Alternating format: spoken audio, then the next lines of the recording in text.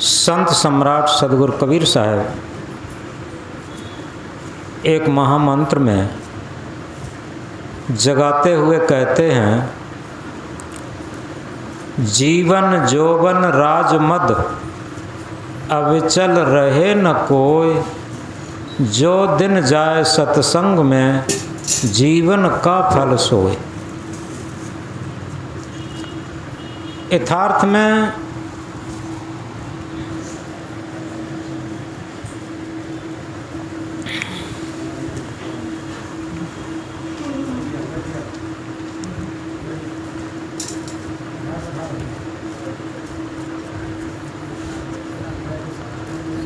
हमारे पास कई विद्याएं हैं। भौतिक विद्या में विज्ञान के साथ, ज्योग्राफी के साथ हिस्ट्री और अनेक अनेक तरीके के ज्ञान हैं। ऐसे ही धार्मिक क्षेत्र में वेद, शास्त्र, उपनिषद, गीता, रामायण, भागवत, पुराण, कुरान, बाइबल, बीजक और कई अन्य ग्रंथ हैं। इन सारे भौतिक क्षेत्र के जितने भी बोध हैं, ज्ञान हैं, सब पढ़ लिए जाएं। आध्यात्म क्षेत्र के जितने भी शास्त्र हैं सब पढ़ लिए जाएं। लेकिन कभी विचार करके देखा हमने जीवन शास्त्र को क्या पढ़ा? अगर हमने जीवन शास्त्र को नहीं पढ़ा तो समझो सारा पढ़ा हुआ व्यर्थ हो जाता। क्योंकि जिस जीवन को हम प्राप्त हैं, जिस जीवन को हम जी रहे हैं और उस जीवन शास्त्र को नहीं पढ़े तो हमारे जीवन जीने का आखिर मकसद क्या होगा, लक्ष्य क्या होगा, उद्देश्य क्या होगा? और जीवन जीने की कला से हम अछूते रह जाएंगे। भवन निर्माण की कला हम जानते हैं, कंप्यूटर विज्ञान की कला हम जानते हैं, यहाँ तक है सारी एक साइकिल से लेकर एक हवाई जहाज, हेलीकॉप्टर और जितने भी रॉकेट से लेकर और लड़ाई के जितने भी बम मिसाइलें हैं, इन सबको चलाना जानते और इनको चलाने की अच्छी कला भी जानते। लेकिन सच्ची जीवन जीने की कला क्या हम जानते हैं? सच्ची जीवन जीने की कला तभी आ पाती है जब हम जीवन के शास्त्र को पढ़ें। और जब तक जीवन के शास्त्र को नहीं पढ़ते तब तक जीवन जीने की सच्ची कला नहीं आ पाती। लोग सोचते हैं जीवन जीने की कला अच्छे पैसे वाला हो जाना, अच्छे सेठ बन जाना, कल कारखाने लग जाना, बहुत बड़ा पद प्राप्त हो जाना, ये सुखी जीवन की कल्पना करते हैं।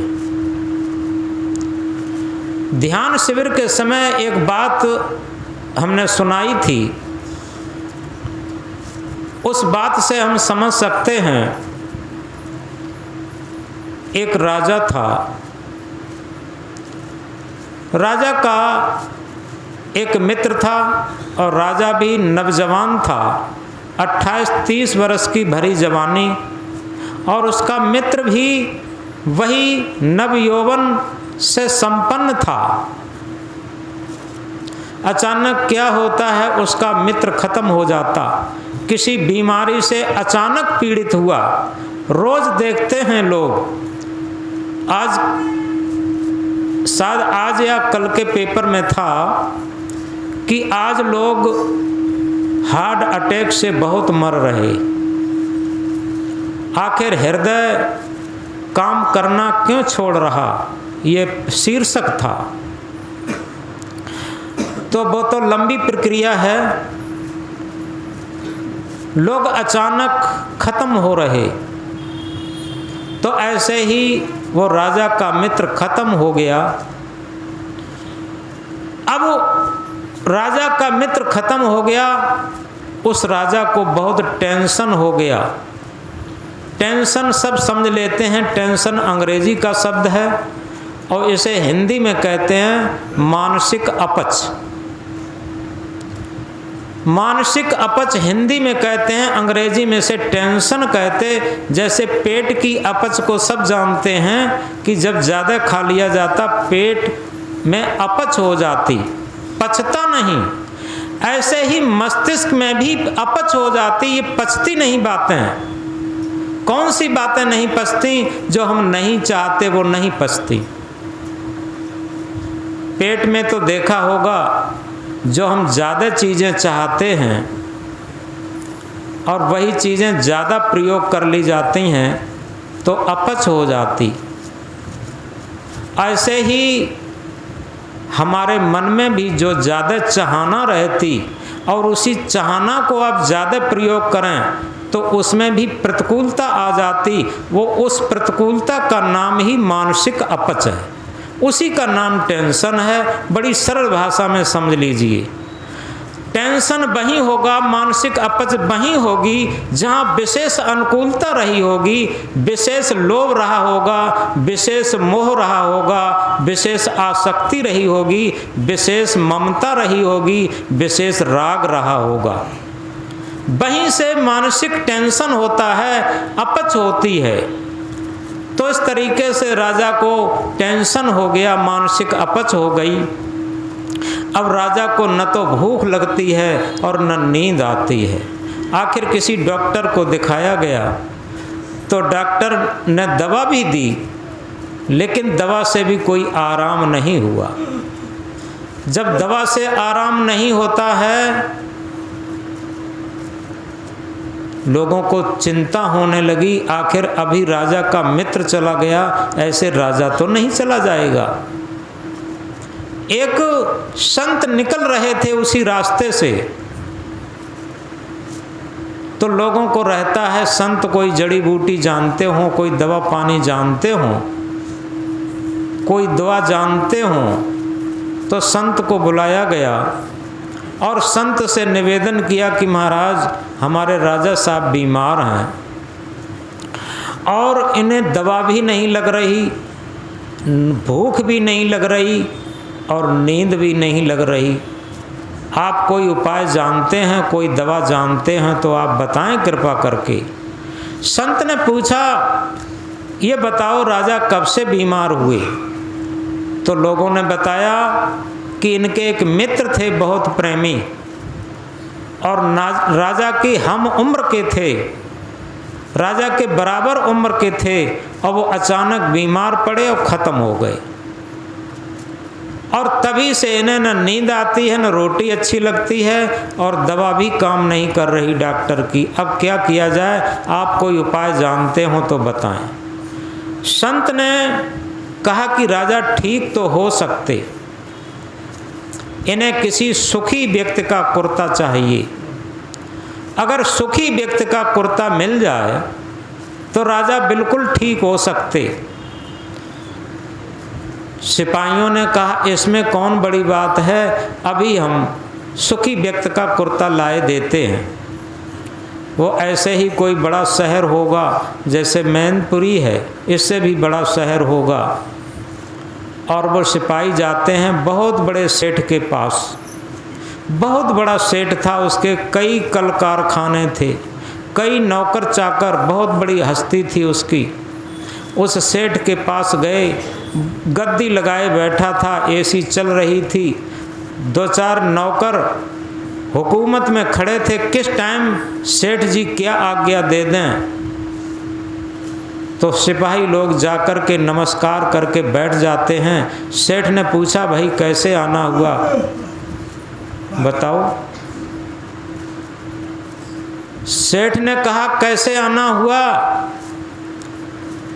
तो पुलिस वालों ने बताया कि महाराज इस पूरे महानगर में आप जैसा सुखी व्यक्ति कोई नहीं है और हमारे राजा बीमार हैं, उनके लिए इलाज के लिए आप जैसे सुखी व्यक्ति का कुर्ता चाहिए, आप हमें एक कुर्ता दे दीजिए कृपा करके, और कोई मूल्य लेना चाहें तो आप मूल्य ले लीजिए।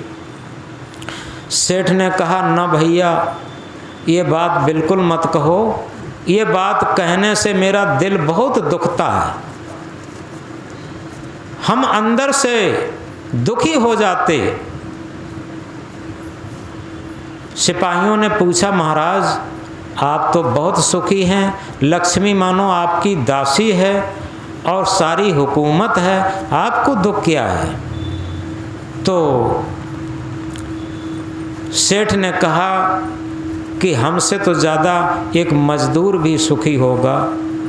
इतना बड़ा धन दौलत है, इतने कल कारखाने हैं, इतना सोना चांदी है, इतनी ज़मीन जायदाद, प्लाट, मकान, महल, घोड़ा, गाड़ी, वाहन है, सब कुछ है, लेकिन हमारे कुल का दीपक नहीं है, यानी कोई संतान नहीं है। अब बताओ हमसे ज़्यादा दुखी कौन होगा? आंखों में आंसू भर के रोने लगा।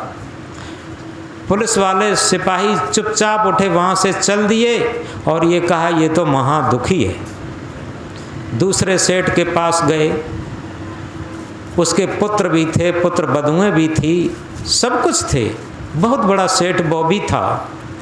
वही जाकर के नमस्कार करके बैठ करके निवेदन किया कि महाराज आप बहुत सुखी व्यक्ति हैं, आप हमें अपना कुर्ता दे दीजिए, हमारे राजा साहब का इलाज होना है।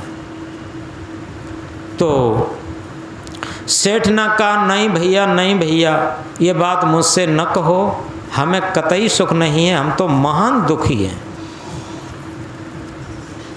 सिपाहियों ने पूछा, आपको क्या दुख है?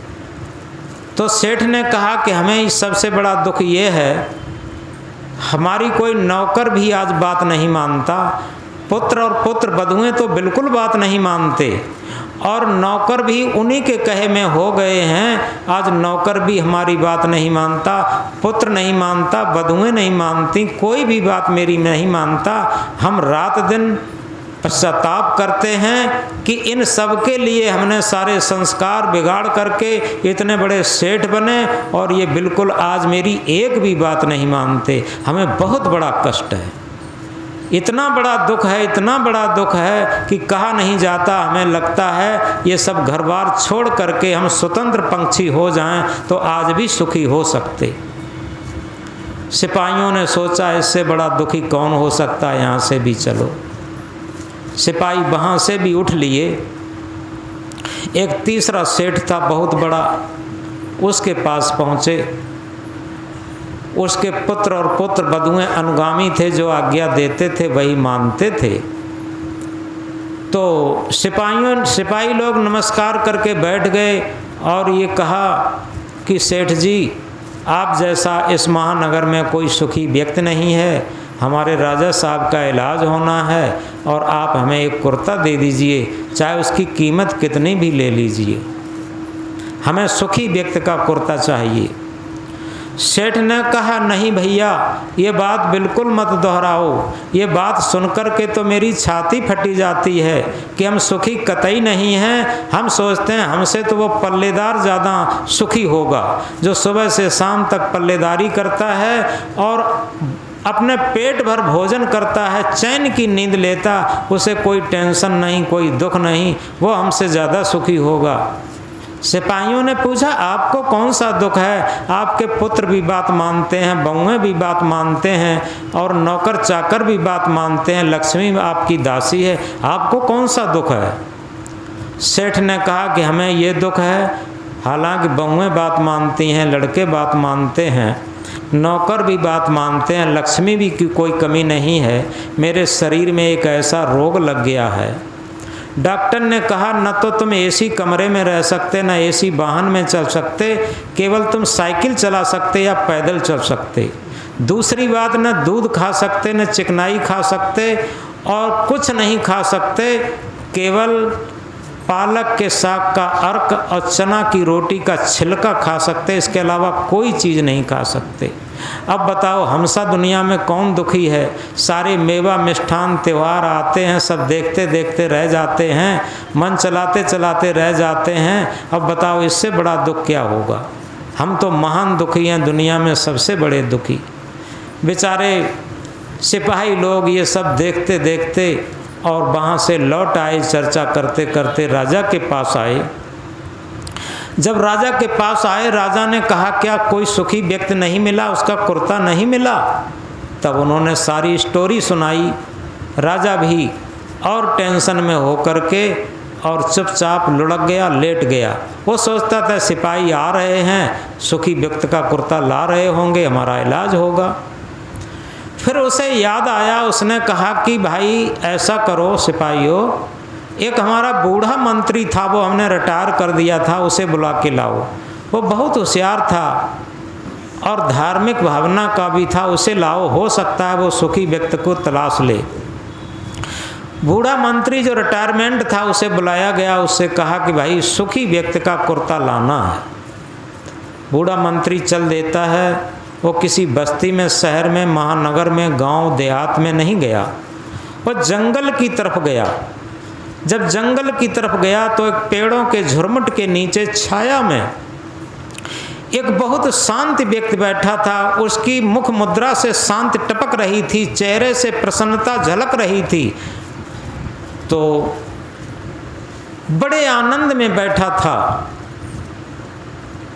मंत्री ने कहा, प्रणाम किया और ये कहा कि महाराज, मुझे लगता है कि दुनिया के सबसे सुखी व्यक्ति आप ही मुझे मिले। उसने कहा कि हाँ भाई, बात आपकी बिल्कुल सही है, हमारी कोई चाह नहीं है। सदगुरु कबीर साहब ने कहा, चाह चमारी चूहरी सब नीचन में नीच, तू तो पूरा ब्रह्म था चाह न होती बीच। चाह गई चिंता मिटी मनुआ बेपरवाह, जिनको कछु न चाहिए सोई सहन पत साह। वही सम्राटों के सम्राट हैं जिनकी अंदर से चाह खत्म हो गई, जो बिल्कुल निष्काम हो गए। तो हमें कुछ चाहिए नहीं, इसीलिए हम पूर्ण संतुष्ट, पूर्ण सुखी और परम सुखी, परम आनंद में हैं। मुझे दुख का किरकिरा भी नहीं है। उस व्यक्ति ने कहा। मंत्री ने निवेदन किया कि महाराज, आपसे निवेदन है कि हमारे राजा साहब बीमार हैं और आप हमें अपना कुर्ता दे दीजिए। राजा साहब का सुखी व्यक्ति के कुर्ते से इलाज होना है। वो व्यक्ति ठट्ठा मार के हंसा और हंस कर के कहता है, क्या बताएं, हम सुखी व्यक्ति तो हैं लेकिन मेरे पास कुर्ता तो है ही नहीं। उसने कहा कि मेरे पास कुर्ता तो है ही नहीं। अब मंत्री बेचारा वहाँ से चला आया। मंत्री चला आया, जब राजा के पास आता है, राजा के पास जब आया तो राजा उत्सुकता से बैठ गया। उसने कहा कि ये मंत्री बहुत अनुभव है, ये जरूर कुर्ते को लाया होगा, कोई सुखी व्यक्ति जरूर मिला होगा। जैसे ही मंत्री पास में आया, राजा ने उत्सुकता से पूछा, क्या कोई सुखी व्यक्ति मिला?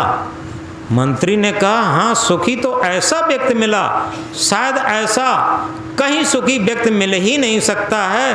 पूर्ण सुखी मिला, उसके पास दुख का किरकिरा भी नहीं था।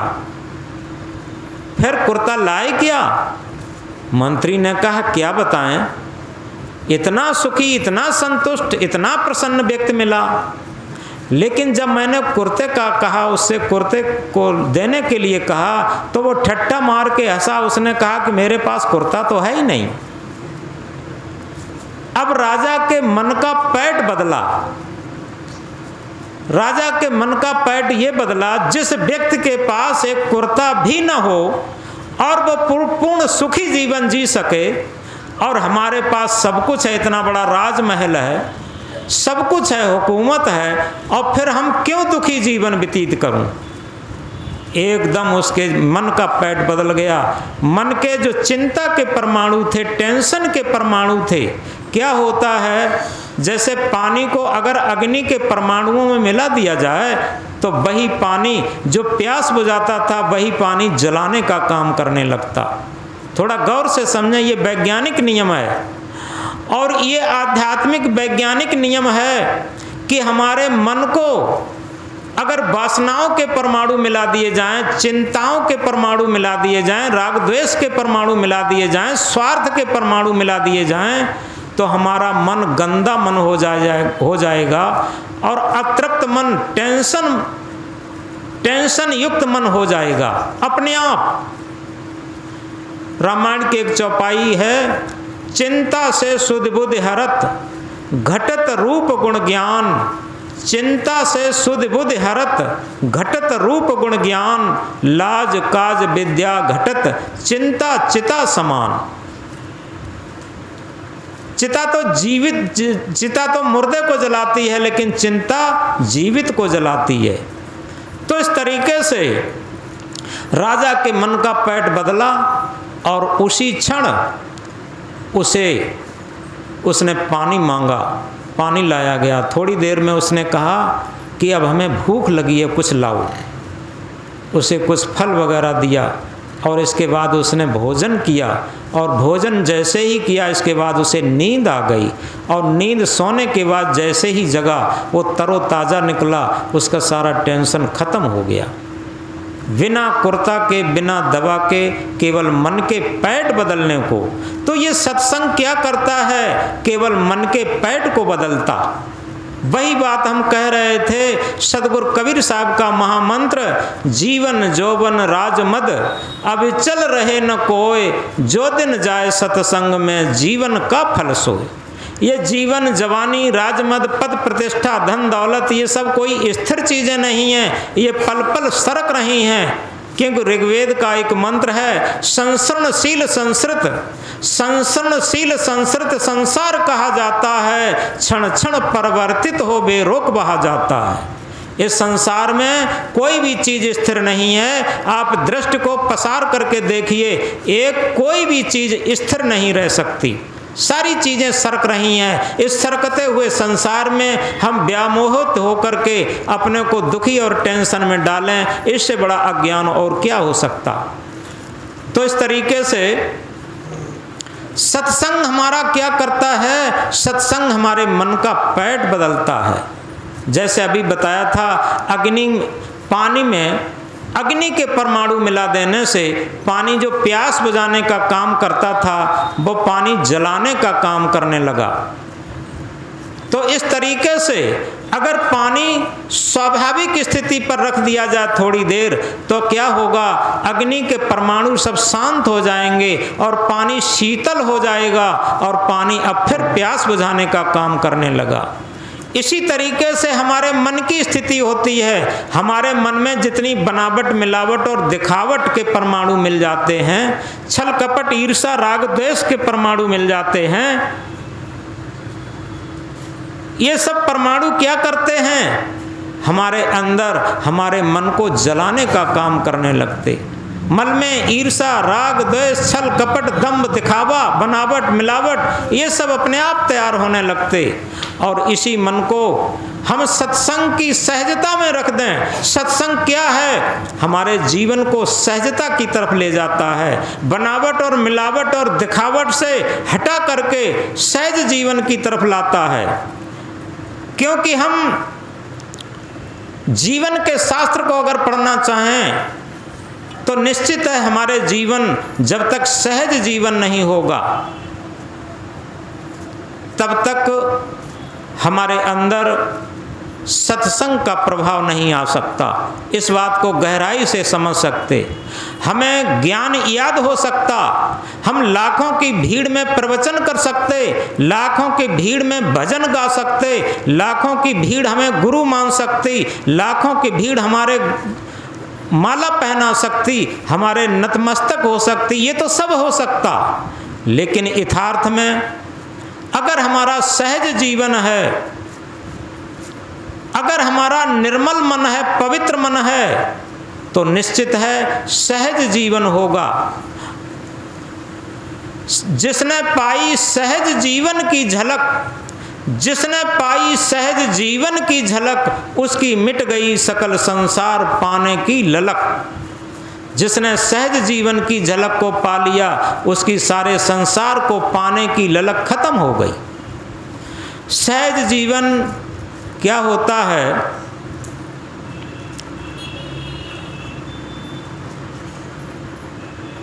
एक उदाहरण दिया था हमने 15 अगस्त को, जो लोग आए हैं वो जानते हैं। गांधी जी का उदाहरण लिया था, क्योंकि हम लोग क्या सोचते हैं, जितनी अपने मन की पूर्ति कर लें वही स्वतंत्र। लोग कहते हैं देखो भाई, हमें कितना ही समझाओ कितना ही बुझाओ, लेकिन हम अपनी मन की मानते हैं, किसी की मानते नहीं हैं। यानी जो अपने मन की गुलामी में चलता है वो ये सोचता है कि हमारे मन की पूर्ति हो जाना ही सबसे ऊंची बात है। इसी जो मन की गुलामी को स्वतंत्रता मान लेते हैं, वो निश्चित है बहुत बड़ी पराधीनता में रहते, बहुत बड़ी गुलामी में रहते। और स्वतंत्रता का सच्चा अर्थ है स्व माने अपना, तंत्र माने नियंत्रण। जो अपने आत्म नियंत्रण में चलता, क्योंकि आत्मा ही सच्चा गुरु है।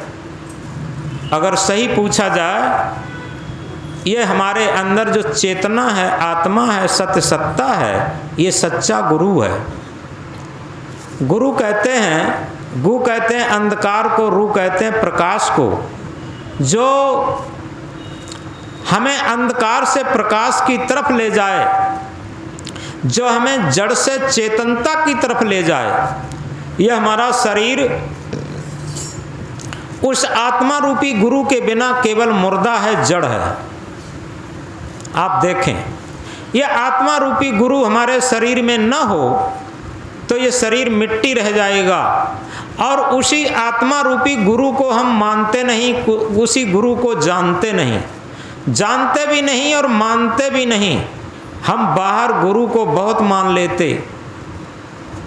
आज के विचार में यही लिखा, हम संत गुरु के पैर तो छूते हैं लेकिन आचरण नहीं छूते। केवल पैर छूने से काम नहीं चलेगा, आचरण छूने से काम चलेगा। जब तक हम आचरण को नहीं छुएंगे, आचरण को अपने जीवन में नहीं उतारेंगे, तब तक हमें सफलता नहीं मिलेगी। दुनिया की हर चीज हाथों से छुई जाती, इस शरीर इंद्रियों से और हाथों से छुई जाती, लेकिन जो सत्य है, आत्मा है, आचरण है, आदर्श है, रहनी गहनी है, ये हृदय से छुई जाती। वही बात हम बताते हैं, हृदय से कैसे छुई जाती। तो हमने उदाहरण लिया था गांधी जी का। एक विदेशी पत्रकार आया भारत में और वो गांधी जी से मिलने के लिए उनके साबरमती आश्रम पर पहुंचा। उस टाइम गांधी जी फुलवारी की निराई कर रहे थे। पत्रकार ने गांधी जी से ही पूछ लिया कि हम उन महान बापू गांधी जी से मिलना चाहते हैं। गांधी जी ने कहा ठीक है, अभी हम मिलाएंगे। गांधी जी ने कहा ठीक है, अभी हम मिलाएंगे। गांधी जी उस पत्रकार को ले जा करके अपनी कुटिया पर बिठाते हैं, उसे पानी देते हैं, जलपान देते हैं और उसके बाद उसी के पास बैठ जाते हैं।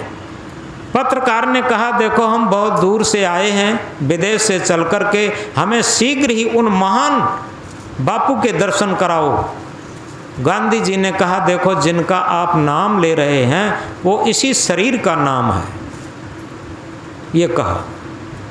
पत्रकार चिढ़ गया। उसने कहा कि आप हमसे मजाक मत करो, आप गांधी जी हो सकते, बापू जी हो सकते, न तो देखने में कोई खूबसूरत और न कोई कपड़ा लित्ता आज पहने हो, आधी धोती पहने हो, आधी लपेटे हो, और न कोई बोलने की तहजीब है। अरे गांधी जी तो कोई बहुत महान होंगे, गांधी जी से मुझे मिलाओ। तो फिर गांधी जी ने यही कहा कि जिनका आप नाम लेते हो वो इसी शरीर का है। पत्रकार पहले से चिढ़ा हुआ था, अब और अधिक चिढ़ गया। उसने कहा चलो ठीक है, हम मान लेते हैं कि आप ही गांधी जी हो, बताओ तुम्हारी कोई विशेषता तो हमें दिखाई नहीं देती, तुम्हारी क्या विशेषता अगर तुम गांधी जी हो।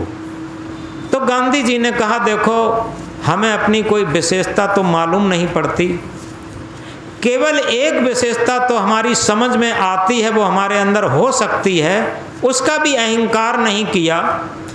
एक विशेषता मेरे अंदर हो सकती है कि हमने जीवन में कहीं से किसी भी अच्छे पुरुष में, अच्छे महान संत गुरु में कोई अच्छा सद्गुण देखा, उसे धारण करने के लिए कमर कस ली, और अपने अंदर कोई भी दुर्गुण मैंने देखा, छांट छांट करके कोई भी अवगुण देखा, दुर्गुण देखा, उसे निकालने के लिए कमर कस ली। जहाँ कोई सद्गुण मिला हमें उसे धारण करने के लिए कमर कस ली, और अपने अंदर कोई अवगुण दिखाई दिया उसे निकालने के लिए मैंने कमर कस ली। इतनी छोटी सी एक विशेषता अपनी जरूर मैं जानता हूँ, वो भी बहुत थोड़ी बहुत होगी। और जहाँ इतनी बात कही, पत्रकार के दिल को छू गई, पत्रकार के दिल को छू गई। वो तुरंत गांधी जी के पैरों पर गिर पड़ा। उसने कहा कि बापूजी सब हो गया, आप ही वो महान बापू हैं जिनका मैं नाम ले रहा था, आपसे महान कोई नहीं बापू हो सकता। ये देखो दिल को छूने वाली बात थी। हमारे आँखों को क्या क्या रूप सौंदर्य छूता है, कानों को क्या क्या रसीले शब्द छूते हैं। जहाँ जहाँ आकर्षण रहता, राग रहता, आसक्ति रहते, उसके शब्द बड़े सुनते अच्छे लगते। घंटों बीत जाते, लगता है अभी तो आए थे, अभी 2 मिनट हुए हैं। घंटों बीत जाते बात करते करते, क्योंकि कानों में उसका रस है, आँखों में रस है, जिह्वा में रस है, त्वचा में रस है, नासिका में रस है। ये क्या है? ये सब बनावट, मिलावट, दिखावट। ये शरीर के तल पर जीवन है, इंद्रियों के तल पर जीवन है। ये गुरु के तल पर नहीं, आत्मा के तल को नहीं छू रहा है, हृदय को नहीं छू रहा है। अगर जो हृदय को छूना शुरू कर देगा और वो आत्मा के तल पर, गुरुत्व के तल पर, गुरु के आचरण को छूना शुरू कर देगा। केवल गुरु के पैर को छूना जानता है, गुरु के हृदय को छूना नहीं जानता, गुरु के आचरण को छूना नहीं जानता। तो इस प्रकार हम इस बात को कह रहे थे कि सत्संग हमारे मन के पैठ को बदल देता। इस बात को गहराई से समझें। क्यों? सत्संग बिना कल्याण नहीं, सत्संग को जांचत हैं मुनि ज्ञानी। शेर के संग में श्यार आनंदित, पंडित के संग मूर्ख ज्ञानी। मिश्री के संग में बांस की कीमत, दूध के संग बिकावत पानी। गेहूं कहे सुन रे बथुआ, सत्संग प्रभाव लगे तो ए पानी। बड़ी साधारण बातें जो एक काश्तकार भी जानता है। सत्संग बिना कल्याण नहीं, सत्संग को जांचत हैं मुनि ज्ञानी। शेर के संग में श्यार आनंदित, पंडित के संग मूर्ख ज्ञानी। मिश्री के संग में बांस की कीमत, दूध के संग बिकावत पानी। और गेहूं का है सुन रे बथुआ, सत्संग प्रभाव लगे तो पानी। इसी तरीके से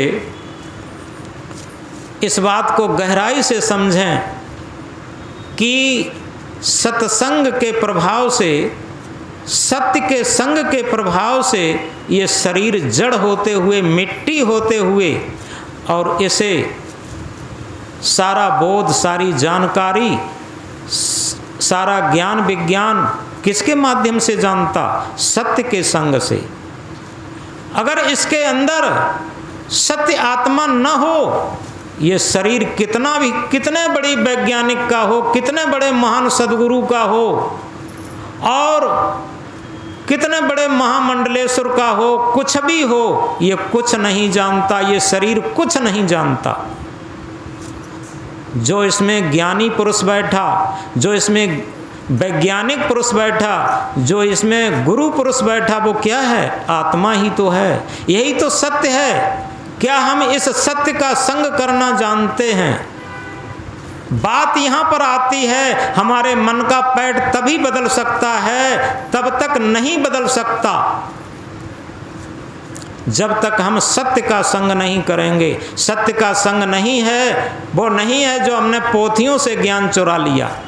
कबीर साहब क्या कहते हैं, साखी लीन बनाए इत उत अक्षर काट, कहें कबीर कब तक जियो झूठी पत्तल चाट। साखी शब्द बना लिए, इत उत अक्षर काट, इधर से अक्षर काटे उधर से अक्षर काटे, इस शास्त्र की उठाई उस शास्त्र की उठाई, बस क्या हुआ, साखी लीन बनाए इत उत अक्षर काट, कहें कबीर कब तक जियो झूठी पत्तल चाट। झूठी पत्तल चाट कर कब तक जियोगे, ये उधारी के सौदा पर कब तक जियोगे। सबसे बड़ी बात यह है, ये सब बाहर की चीजें हैं। हम कभी कभी स्वामी विवेकानंद का उदाहरण देते हैं, वो दिल को छूता है। क्यों दिल को छूता है? लोग वेद शास्त्र उपनिषद गीता रामायण भागवत बीजक ये कुछ याद कर लेते हैं, वो अपने को ज्ञानी मान लेते, ये डबल अहंकार हो जाता। ये ज्ञानी होना नहीं है, ये तो केवल जैसे किसी गधे पर पोथियां लाद दी जाएं तो क्या गधा ज्ञानी माना जाएगा, बताओ। इसी तरीके से मन रूपी गधे पर हम शास्त्रों को लाद देते हैं, याद करा देते हैं, रटा देते हैं, तो ये ज्ञानी कहाँ हो जाता। ये मन रूपी गधा तो ज्ञानी तब होगा जब ये सत्संग करेगा। ये सत्संग का करता है, केवल इसने शास्त्रों को रट लिया और उसी बात उसी तथ्य उसी सत्य को लेकर के कबीर साहब ने इंकलाब किया। पोथी पढ़ पढ़ जग मुआ, पंडित भया न कोय, ढाई आखर प्रेम का पढ़े सु पंडित होए। ये पोथी पढ़ पढ़ के संसार मर गया। तमाम लोग वेदों से लेकर उपनिषदों से लेकर शास्त्रों से लेकर रामायण भागवत से लेकर पूरा कंठस्थ लोगों को रहा, लेकिन इस मन गधे को तो ज्ञानी बनाया। अगर हमने सच बात यह है कि केवल आत्मज्ञानी, अगर इस मन को आत्मज्ञानी बनाते, ये तो शास्त्र ज्ञानी है। जिस तरीके से एक बात हम कहा करते हैं, वो सर्वाजीत पंडित दक्षिण भारत का, जिसने सारी सभाओं को हरा दिया था, विद्वानों को हरा दिया था और सर्वाजीत उपाधि पाई थी, उसकी मां कल्याणी ने कहा था, बेटा तुम शास्त्रों के जानने वाले हो, तुम्हें आत्मज्ञान नहीं है, क्योंकि तुमने अपनी मन इंद्रियों को भी विजय नहीं प्राप्त कर पाई, तुम सर्वाजीत कैसे हो सकते। किसी आत्मज्ञानी को हरा सको तब मैं तुमसे सर्वाजीत कहूंगी। जब वो कबीर साहब के पास पहुंचे थे, वो कहानी नहीं कहना चाहता, बहुत विस्तार की है, तो कबीर साहब ने केवल यही कहा था कि सर्वानंद, केवल तुम इस बात को समझो कि शास्त्रों से अलग हटकर के जिसने शास्त्रों का निर्माण किया वो आत्मदेव ही सत्य है, और उस सत्य से जब तक उस सत्य की जानकारी नहीं करोगे, उस सत्य में जब तक स्थिति नहीं होगी, उस सत्य का जब तक साक्षात्कार नहीं होगा, तब तक तुम आत्मज्ञानी नहीं हो सकते। और इसीलिए कबीर साहब ने कहा, आत्मज्ञान बिना नर भटके, कोई मथुरा कोई काशी। वो ये भी कह सकते थे कि बीजक ज्ञान बिना नर भटके, कोई मथुरा कोई काशी।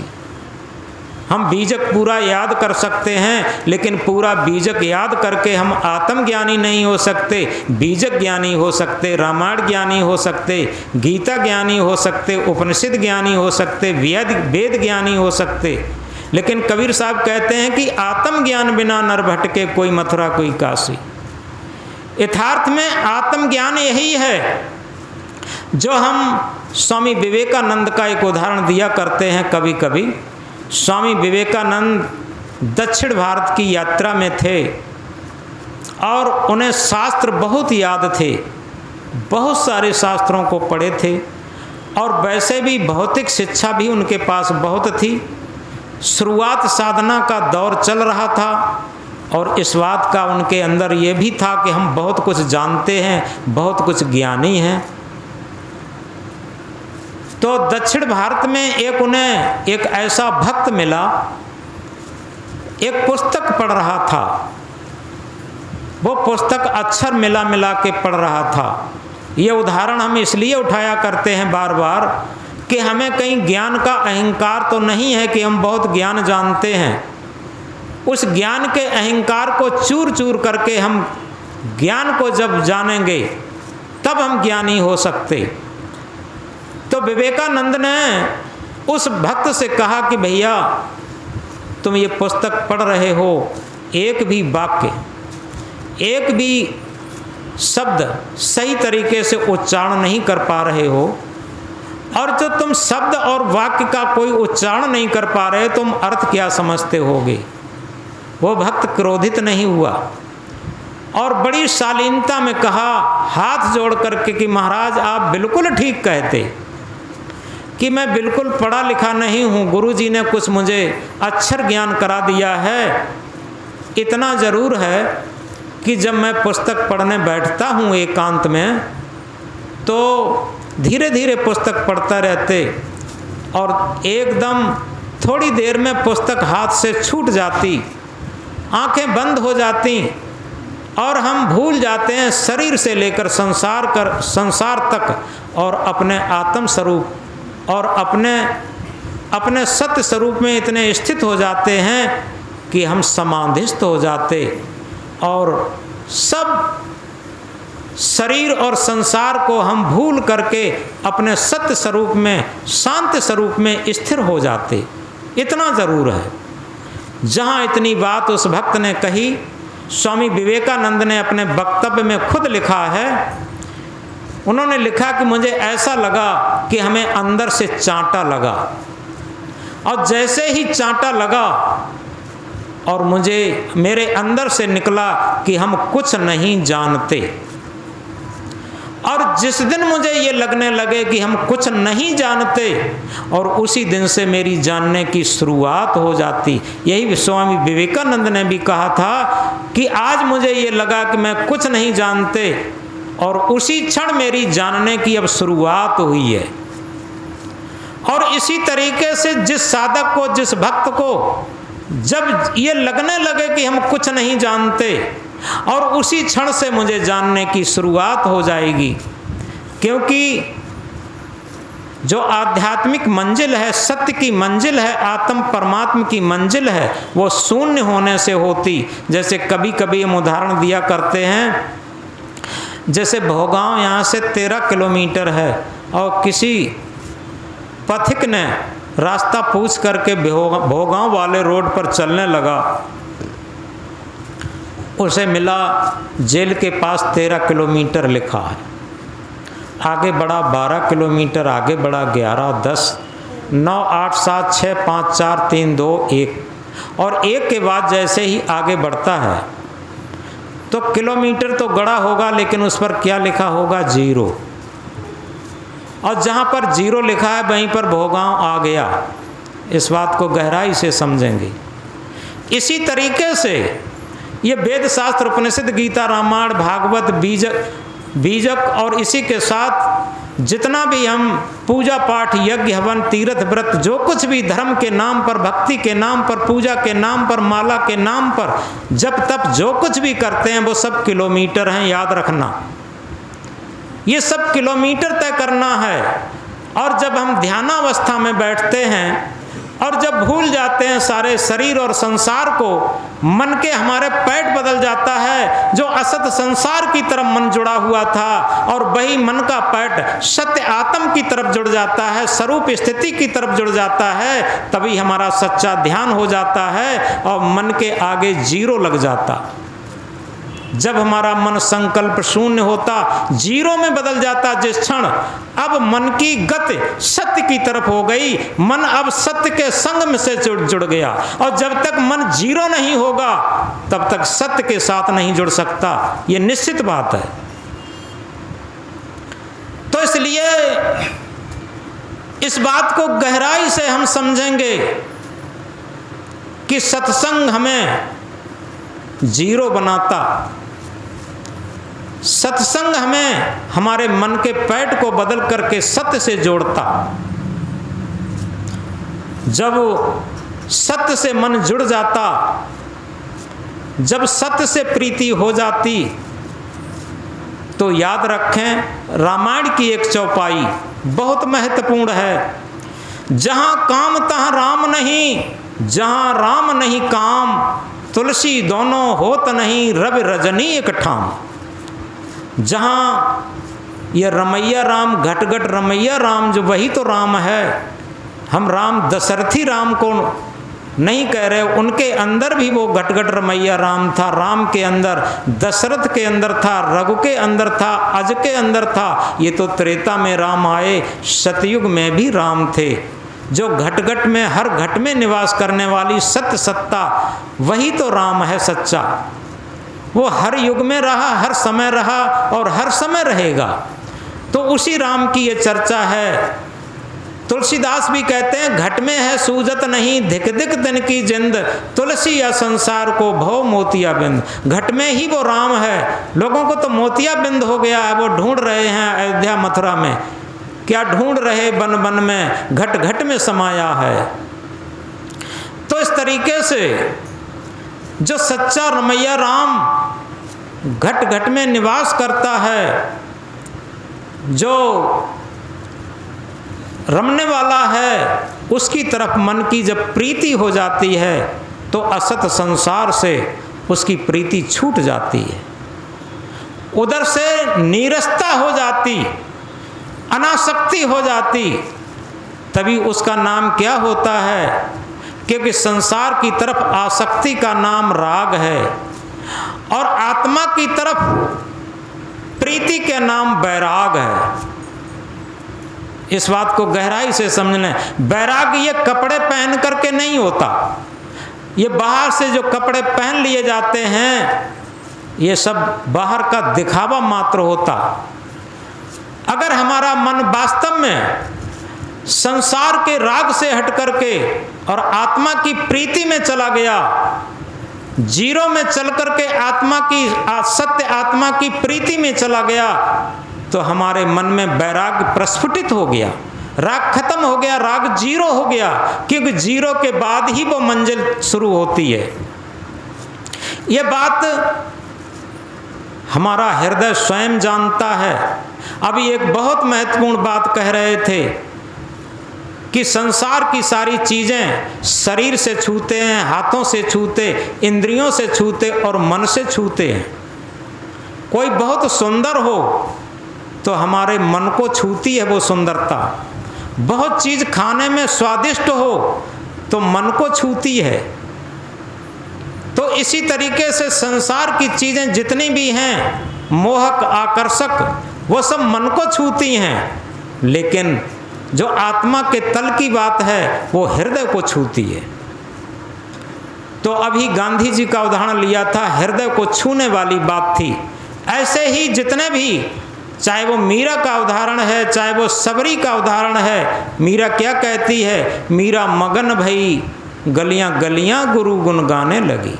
गुरु गुण कौन है? आत्मा रूपी गुरु के गुण गाने लगी। ये सत्य आत्मा इस शरीर में न होती तो ये जीवन ही नहीं होता। ये जीवन जीने की कला है, ये सत्य जीवन की कला है, ये सत्संग की सच्ची कला है, ये भजन ध्यान की सच्ची कला है। जो आत्मा रूपी गुरु का गुण, ये हमारा मन गुनगुनाने लगे। ये मन कहाँ गुनगुनाता है? मन तो ये गुनगुनाता है हमें अच्छी सी अच्छी सारी चीज़ें संसार की कब मिलेंगी। मन में तो ये गुनगुना रहा है। जब हमारे मन में ये गुनगुना रहा है तो तुलसीदास की रामायण की चौपाई कैसे आएगी? जहाँ काम तहाँ राम नहीं, जहाँ राम नहीं काम, तुलसी दोनों होत नहीं, रवि रजनी एक ठाम। जहाँ मन की कामनाएं वासनाएं होंगी, वहाँ पर राम स्वरूप नहीं होगा, आत्म स्वरूप नहीं होगा, सत्य स्वरूप नहीं होगा। और जहाँ सत्य स्वरूप होगा वहाँ पर कामनाओं का स्वरूप नहीं होगा। और तुलसीदास कहते हैं दोनों चीज़ें एक साथ नहीं होती हैं। रवि रजनी एक ठाम, तुलसी दोनों होत नहीं, रवि रजनी एक ठाम। रात्रि और सूर्य कभी एक साथ नहीं देखे होंगे। जब रात्रि होती है तो सूर्य नहीं रहता, और जब सूर्य होता है तो रात्रि नहीं रहती। तो इसी तरीके से जब हमारे अंदर आत्मज्ञान प्रस्फुटित होता है तो मन का अंधेरा चला जाता, मन के स्वार्थ का, राग का, आसक्ति का अंधेरा चला जाता।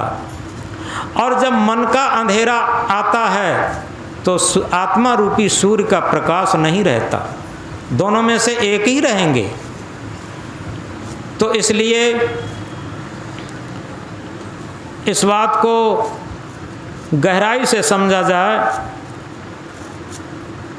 कि सत्संग हमारे मन के पैठ को बदलता। जितना हमारा मन का पैठ बदल जाएगा, हमें हमारी आंतरिक शांति, आंतरिक मस्ती, आंतरिक आनंद मिलता चला जाएगा। मन मस्त हुआ तब क्यों बोले, हीरा पायो गांठ गठियायो, बार बार बक क्यों खोले, हल्की थी तब चढ़ी तराजू, पूर भई तब क्यों तोले, हंसा पायो मान सरोवर, ताल तलैया क्यों डोले। मन मस्त हुआ तब क्यों बोले, यानी हमारा मन मस्त भी हो सकता, शांत भी हो सकता, वो तभी होगा जब सत्य का साथ हो। जब तक सत्य का साथ नहीं होगा, मन के अंदर शांति और मस्ती नहीं आ सकती।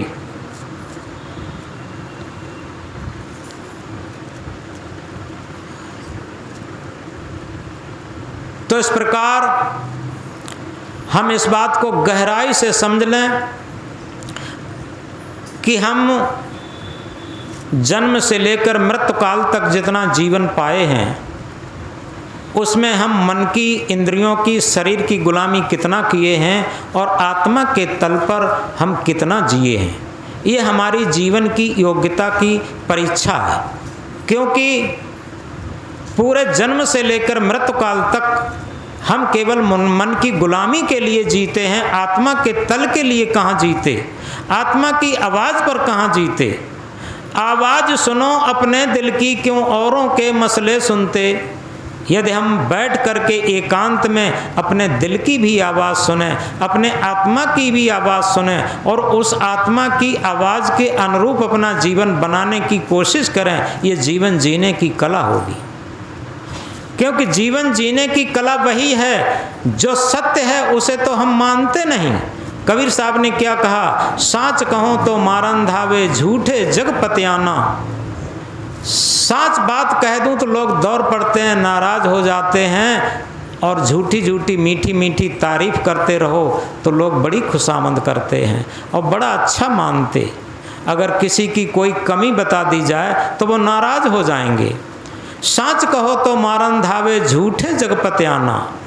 साच बराबर तप नहीं, झूठ बराबर पाप, जाके हृदय साच है ताके हृदय आप।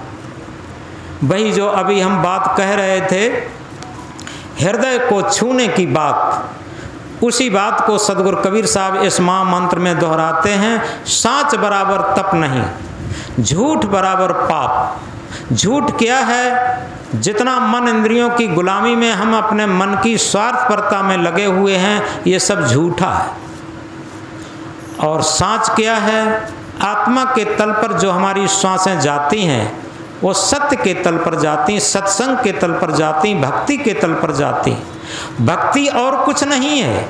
हम जैसे किसी को गिलास भर पानी न दे पाएं, भोजन न दे पाएं, रुपया पैसा न दे पाएं, कोई बात नहीं, लेकिन सच्ची भक्ति क्या है? जो कपिल जी ने सांख्य दर्शन में कहा है, स्वस्वरूप अनुसंधानम भक्तिर अवदीयते। अपने आत्म स्वरूप का अनुसंधान करना और उसमें स्थित होना, यह सच्ची भक्ति है। जब तक हम अपने आत्म स्वरूप को रिसर्च नहीं करेंगे, खोजेंगे नहीं, उसमें स्थित नहीं होंगे, तो भक्ति क्या है? सच्ची भक्ति है आत्मा के तल पर अपनी श्वासें व्यतीत करना। जितनी आत्मा की श्वासें, जितनी आत्मा के तल पर अपने जीवन की श्वासें हम व्यतीत करते हैं, वो सच्ची भक्ति है, वो सच्चे क्षण हैं, सच्चे दिन हैं। और इसी महामंत्र को सदगुरु कबीर साहब ने कहा, जीवन जौबन राजमद अभिचल रहे न कोय, जो दिन जाए सत्संग में जीवन का फल सोए। जो दिन, जो समय, जो घड़ी हमारे सत्य के साथ में निकल जाएं, यानी आत्मा के साथ में निकल जाएं, वही जीवन का सच्चा फल है। तो इसलिए आज के सत्संग में कुछ आध्यात्मिक सूत्र बताए कि हम संत गुरु के पैर तो छूते हैं, लेकिन अगर आचरण छूना शुरू कर दें, ये बहुत ऊंची बात होगी, क्योंकि जितना आचरण छुएंगे उतने ही हमारे अंदर सद्गुरु के आत्मज्ञान की शक्ति अपने आप आती जाएगी। और इसी को पुराने ऋषि मुनियों ने कहा था कि वो अमुक शिष्य, अमुक भक्त अपने गुरु जी के पास गया, उसने अपना वरद हस्त रख दिया और उसके अंदर बोध जग गया। यही बोध जगना था, क्योंकि पुरानी मन की वासनाओं की विस्मृति और अपनी आत्मा की सत्य स्मृति, यही बोध जगना है। जब उसके अंदर कड़ी जिज्ञासा होती थी तो वो लोग जंगल में जाते थे, लगन होती थी, पक्की होती थी लगन, भूखे प्यासे पैदल चल कर के संत ऋषि मुनियों के यहाँ, अपने संत गुरुओं के यहाँ पहुँचते थे और बड़ी लगन रहती थी एक एक बात सुनने की, एक एक बात अमल करने की। तब उनके ज्ञान की चर्चा से थोड़ी ही देर में उनके मन का पैठ बदलता था। तो इसलिए और इसीलिए कहा, एक घड़ी आदि में पुण्य आदि, कबीर संगत साध की कटें कोटि अपराध। कोटि अपराध कटने का यही कारण है कि हमारा मन सत्य से जुड़ता जाएगा। तो पुराने जितने भी संस्कार उखड़ते जाएं, खत्म होते जाएं, ये पाप कटना है। एक छोटी सी बात कह के बात बंद कर रहे। एक गांव में एक किसान परिवार था। पहले रहट का ज़माना था, यहाँ पुराने लोग भी बहुत बैठे हैं।